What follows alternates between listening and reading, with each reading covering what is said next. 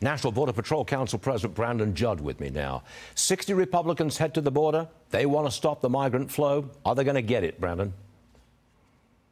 Absolutely not. This is an administration issue, and we're seeing exactly what this administration wants. We have open borders, and all we have to do to understand why is look at the White House, look at the activists that are the political appointees that are in the White House. They want open borders, and they're getting exactly what they want.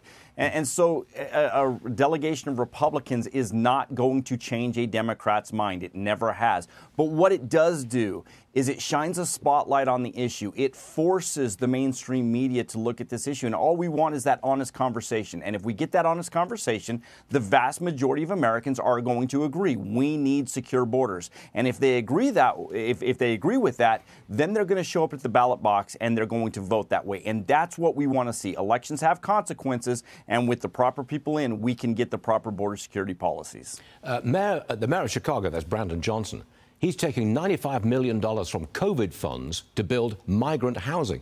Now, the Chicago City Council members, they're not happy with this.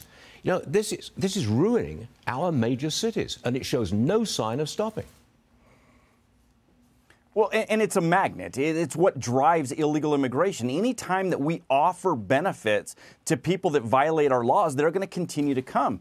It's everything is about what they can get. When you look at this administration talking about irregular migration, if that were a true phrase, you would have people going to Canada. You would have people stopping in Costa Rica. You would have people stopping in any safe country, but they're not. They're coming to the United States because of the benefits that we offer. And when you have mayors like Johnson, like Adams, that are constantly going to give to people that violate our laws, they're going to continue to come. Johnson needs to call for border security, and if he were to do that, we could stop the flow of people coming in and he wouldn't have to deal with this. But he doesn't want to deal with the political ramifications. He wants to pander to his base of support, which want open borders. The president says, just give me the money and we'll work on the border. He said that as he arrived back to the White House last night.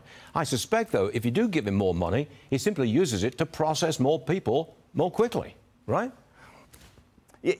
Yes, Stuart, we don't need more money. We don't need more infrastructure. We don't need more technology. We need policy. Policy doesn't cost the taxpayer a dime. We should not be shifting the burden onto the taxpayer. If this administration would give us the proper policy, we could secure the border tomorrow. It's been proven. President Trump proved that. I was there. I saw it. I worked with him on it. All we need is the proper policy. And again, Stuart, it doesn't cost the taxpayer a dime. You got it. Brandon Judd, come back soon, please. We'll see you later, I'm sure. Thanks, Brandon.